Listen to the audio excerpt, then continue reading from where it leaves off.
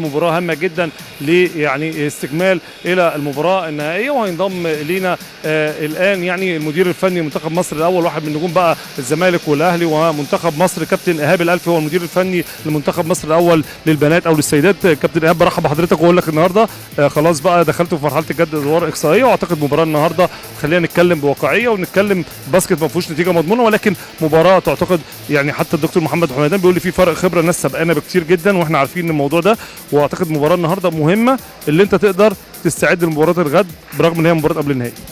الله يخليك يا كابتن محسن والحاج حسام طيبين.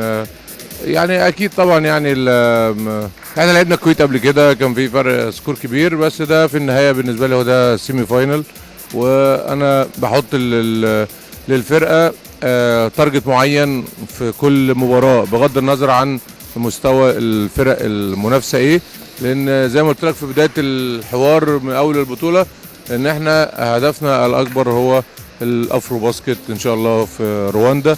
فالبطوله العربيه 3 كاس عالم، البطوله رواندا الافرو باسكت مؤهله لكاس عالم. اول 3 ولا اول اثنين؟ اول اثنين. السنه اللي فاتت كنا يعني قريبين جدا جدا من الوصول للسيمي فاينل. اتمنى يا رب ان شاء الله السنه دي باذن الله عندنا طموح واصرار من اول يوم في المعسكر ان احنا نعمل حاجه كبيره، وطموحاتنا كبيره ان شاء الله في الافرو باسكت. مش عايز ادي وعود اكتر يعني من كده، لكن انا بيني وبين الفرقه والجهاز كاملا عندنا طموح كبير جدا، طبعا بدعم مجلس اداره الاتحاد كاملا، و يعني بصراحه في دعم المره دي كبير جدا جدا جدا ان احنا مصر في الباسكت بول سيدات تحذو حذو الولاد ان شاء الله. حاسس ان انتوا جايين، وحاسس ان انتوا ماشيين مش متسربعين كلكم فوق وتحت، وحاسس اللي بقى فيه المكان كل لاعيبه، مش قصه بقى كان مثلا بيبوت ملوش بديل او لا، بقى فيه البيبوت فيه 2 و3 مكانه موجودين، القطر موجود مكانه، المراكز اللي موجوده سواء هنا او في منتخب الشابات ممكن تقدر تكمل عليهم وبعد افريقيا ان شاء الله. دي حاجه كويسه، بس كنت اتمنى ان يكون في فرق كبير بين بطولة الافرو باسكت وكاس العالم الصغيرين بنات صغير، لكن كان في وجوه جديده وبنات من منتخب 19 كانوا اكيد هيكونوا موجودين في البطوله بتاعه الافرو باسكت اللي جايه، لكن ما فيش مشكله ان شاء الله، والبنات ان شاء الله يقدموا بطوله كويسه وحاجه تليق باسم مصر باذن الله.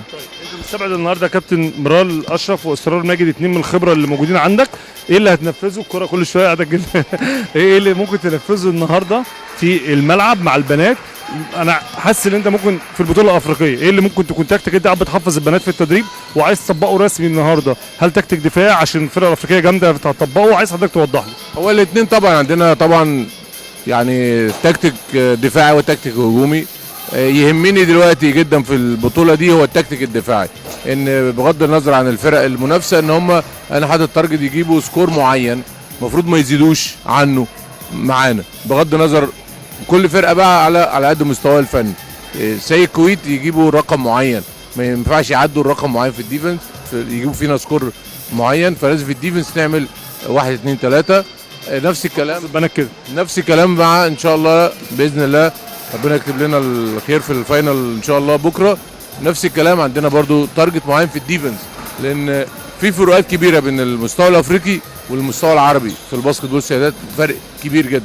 فزي ما قلت لك لازم نستفيد بالبطوله وبالذات دفاعيا. الناحيه الهجوميه ان احنا بنطبق التكتيك بتاعنا، طبعا بيكون اسهل على الفرق اللي ما عندهاش اطوال مثلا زي فرقه الكويت، فالموضوع يبقى اسهل، مفيش احجام مفيش سايز كبير، لكن احنا بالنسبه لنا احنا بنطبق شغلنا وبنطبق السيستم. الحاجه اللي انت خدت بالك منها وهو الروتيشن مش جوه الملعب بس، ده كمان الروتيشن احنا 14، ففي كل مره 2. النهارده ميرال بره يعني مش موجوده في السكور، ولا يارا مش اسرار، فكل مره بيطلع 2 من مش عايز اقول عناصر اساسيه ومش عناصر اساسيه، لان كلهم ال 14 بنت التايم بيتوزع، لو انت ملاحظ طبعا التايم كله بيتوزع عليهم، مفيش لعيب بيلعب اكتر من 20 دقيقه في كل المباريات. لو عمل 5 فاول او طلع يوقع الفرقه. لا لا لا لا، مش زي فرقه المغرب عنده 3 4 لعيبه لو طلع منهم حد الفريق يتأثر. زهرة طلعت الفريق وقع 50% وبعد كده 26 و20 يعني 41 26 20 اعتقد مميزين، و46 بيفوت برضه بيحجز كويس جدا وباور لحد الاخر. هي صبري مظبوط. لكن الحمد لله احنا في كومبيتيشن بين الفرقه، وهو ده كان المطلوب. البنات بتأدي كلها بروح بشكل كويس جدا، فربنا يكملها على خير ان شاء الله في البطوله العربيه، وبعد كده ان شاء الله نزود التركيز للبطوله الاهم تاني وثالث ورابع، وهي ان شاء الله ان احنا نحقق الحلم ان شاء الله في الافرو باسكت. متوقع حاجه ما اعرفش صح ولا غلط، يعني انت هتحاول تشتغل مع البنات ان هم يحجزوا ويشوطوا كتير، عشان انا حاسس كده اللي ممكن نشوف كره الاول وثاني البنات تشوط كتير قوي، بحس برضو تبقى انت الموضوع تجرب يعني ثلاثيات كتير في هذه طبعا يعني من الجيمات اللي زي يعني جيم الكويت مثلا بحب اطمن، مش هم ان هم يشوطوا كتير، المهم يكونوا في برسنتج. باسكت بول محسن، باسكت بول از برسنتج، الباسكت بول نسب. انت في النهايه عدد المحاولات للفرقتين متساوي، بس مين نسبه احسن؟ احنا بناخد مثلا حوالي 50 محاوله او 60 محاوله، احنا جبنا كام من ال 60؟ الفيلد جولز بتاعنا كام؟ نسبه الثري بوينتس بتاعتنا كام؟ الفري ثرو كام؟ كميه الريباوند قد ايه؟ عملنا كام اسيست؟ يعني للتيم كله مش فردي، للفرقه كلها. هو ده اللي بيهمني، وده اللي يعني بنتكلم فيه دايما ودايما بحاسبهم عليه.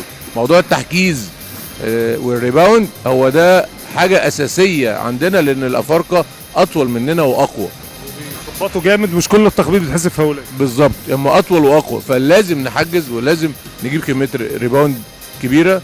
هم اسرع، فلو ما رجعناش يبقى هم مشكلتين اللي احنا بنشتغل عليهم، حاجات اساسيه جدا. ان احنا في الترانزيشن ديفنس او الارتداد من الهجوم للدفاع لازم ده يكون باقصى سرعه، لان الافارقه سرعه جدا، بلس البوكس اوت والتحجيز، ولازم نطردهم بره. بتصفر يعني، مش كل الضرب اللي بيحصل تحت الحلقه بيتصفر. لا هم طبعا في فرق بدنيا بيننا وبينهم، لكن احنا تالنتد اكتر، احنا موهوبين اكتر، يعني عندنا نسب برسنتج في الشوتنج اعلى من ان شاء الله من الافارقه. فده اللي ان شاء الله نسال الله التوفيق يا رب ان شاء الله في البطوله دي ان شاء الله قبل رواندا باذن الله. قبل المباراه انا عارف ان انتوا بتبقوا في الطريق وما تبقوش متابعين، ولكن لو تابعت كورتر اول وثاني مباراه الجزائر عملت مفاجاه، كانت ليدنج على المغرب بشكل كبير جدا، لعبت اداء غير اللي شفناه في البطوله خالص، واعتقد لو كان في لياقه بدنيه او كانت اللاعبات اجهز كنا ممكن المباراه تروح تتصعب، ولكن هي طبعا الخبره اللي انت قلت عندهم كام عنصر نجمات في الفريق المغرب حسموا. هل ممكن المغرب بكره يعمل مفاجاه ويكون في حد موجود، خاصه ان انا عرفت اللي فيه بنتين كانوا وصلوا متاخرين، تلاقي شكل مختلف للمغرب، ولا هو خلاص المغرب اكتر فريق لعب واللاعبات ظهروا عندهم؟ لا انا فرقه المغرب احنا معايا محمد جابر محلل الاداء لمنتخب مصر، احنا اصلا محضرين لمنتخب المغرب من بدري، من اول جيم ليه، واول ما وصل القاهره عارفين اللاعبات، وهو عارف مين اللي بيلعب بره المغرب ومين اللي جوه بصراحه. فاحنا عندنا التحليل بتاع فرقه المغرب كويس جدا، وبرده مش هيفرق معايا الفرق الثانيه قد ما يفرق معايا فرقتي.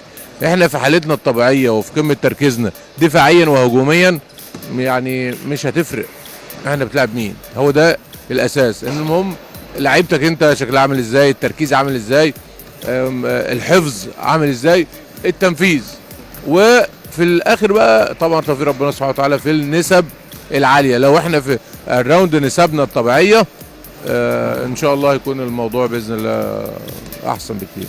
حضرتك جدا يا كابتن ايهاب، بالتوفيق ان شاء الله، واطرح حضرتك بقى يعني الثلاث دقائق الاخيره ان شاء الله قبل المباراه باذن الله، نتمنى تكون النسب عاليه ويكون التوفيق للبنات موجود من هنا لحد ان شاء الله التصفيات والوصول لكاس العالم. ان شاء الله يا كابتن، شكرا، ربنا يخليك، شكرا.